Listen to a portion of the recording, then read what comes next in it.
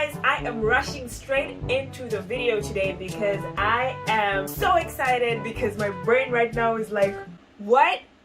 Alice in mind-blowing Borderland. Literally mind-blowing. Just a little bit of an explanation of how I pressed on this show by mistake. I've watched Kento Yamazaki and other J-dramas, probably like high school dramas. I think it's my first J-drama with the Netflix collaboration or whatever it's called. So I logged into my Netflix and the first picture that I saw was Kento on the background. I stared at it for too long because I mean Kento is daddy, right? The trailer started playing.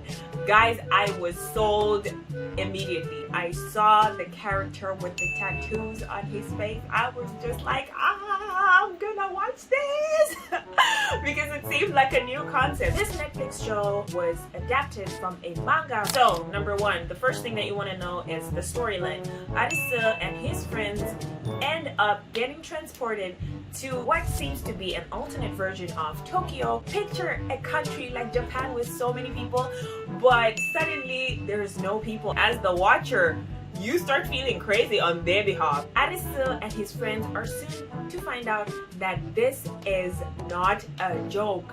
This is real life. You are putting your life on the line here. The drama starts getting interesting. What they don't know yet is they are going to have to play some deadly games to survive. I want you to picture Jumanji, but throw in a lot of sadist stuff. Bad, sadist, suicidal stuff going on, man. I do not want to spoil this for anybody, so I am going to try and keep this as lean as possible. The first character is Alice.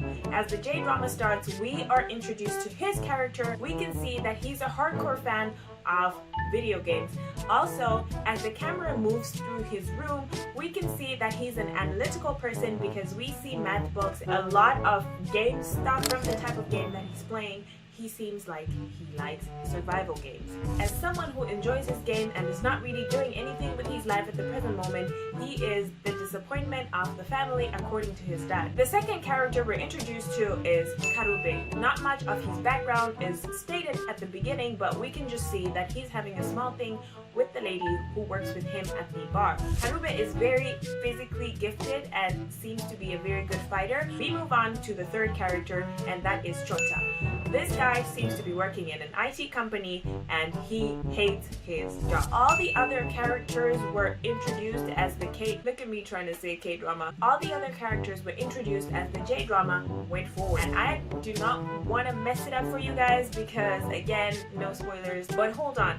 I will make one exception for one character because I feel like it's important that I tell you this. I figured this after I finished and I'm like, I should have known. Anyway, her name is Yuzuha Usagi. I saw it somewhere that Yuzuha Usagi means white rabbit in Japanese. And if you think about it, white rabbit, Alice in Wonderland, Alice in Borderland, Alice. And I'm like, oh, that was a really good reference. As the J-drama progresses, we get to see that at specific times, random locations in Tokyo light up and they are directed to game station. There is where they meet new characters, and the beauty of this J-drama is in the game you don't know if the people you're joining with are your enemies or they're your allies. Each game comes with a card. Clubs are for games that are for teamwork, spades are for physical games, diamonds are for intellectual games, and hearts is the most difficult game, which is a game of betrayal. You have to betray people. If Jumanji and Hunger Games had a child with some sadist shit going on, it would be this J-drama. Numbers on the cards resemble the difficulty of the game. I know right now, you're probably thinking, oh, if I was in this game, I would probably just not play and then that will be it. Remember how I told you guys that whoever made this game was pretty messed up in the head? If you choose not to play, you are going to have a random laser beam come and strike you through the head, and it's some serious suicidal shit. You do not want to do that to yourself. What you have to do is to get in the game station, piss yourself while you're in there, but you have to win because if you don't, you still die. You walk through what seems to be invisible but is a barrier of laser lights, and once you pass those laser lights, you cannot walk back or try and run away from the game because if you do, those laser lights are gonna and you are dead. So you gotta go in there and shoot yourself while you're in the game, and you have to make sure you win because if you don't, you're gonna die. That is some pretty scientist shit. Who are you, Haro Aso, and why are you doing this to us? Because at this rate, I genuinely cannot.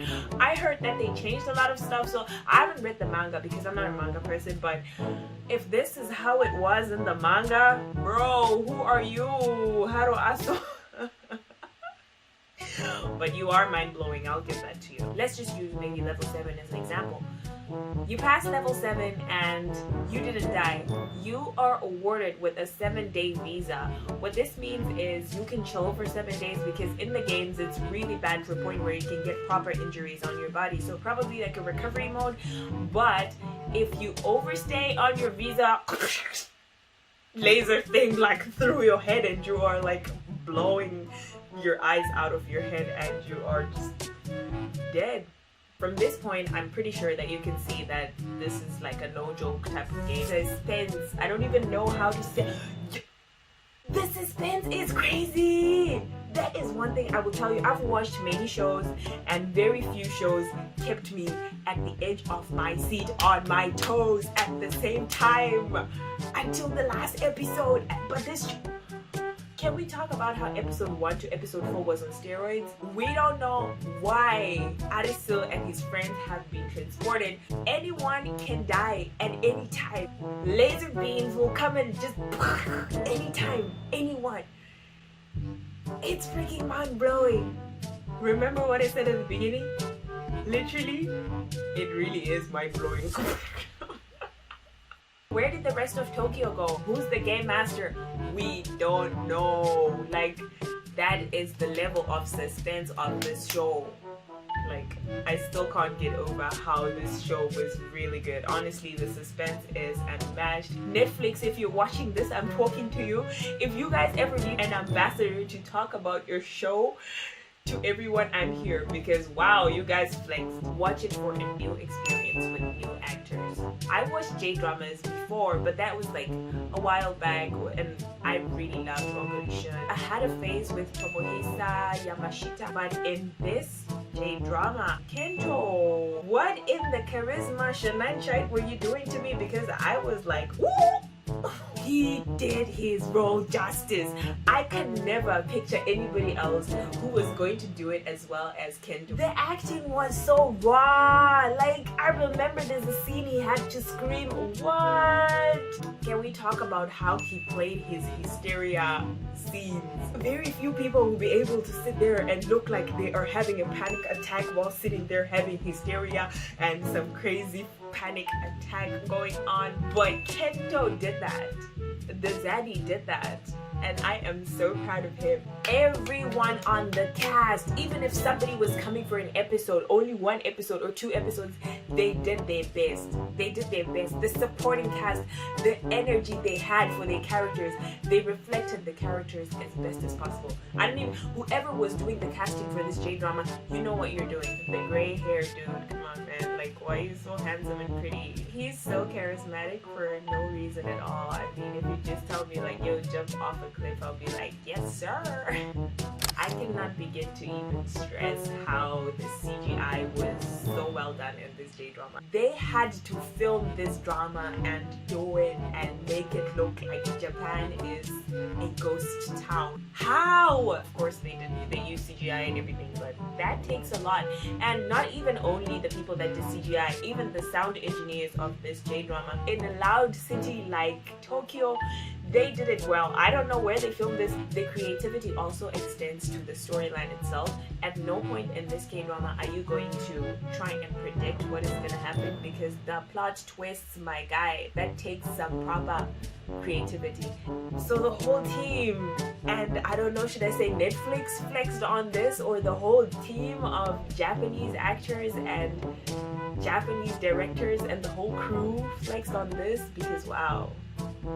So I think I should stop now, because if I don't, I'm gonna end up giving you guys some unwarranted spoilers, which I don't want to do. If you watched until now, watch my other videos. I do travel vlogs, K-drama reviews, and if you loved my style of reviews, sub my channel. Until next time. Waking up anew, wasting time is all I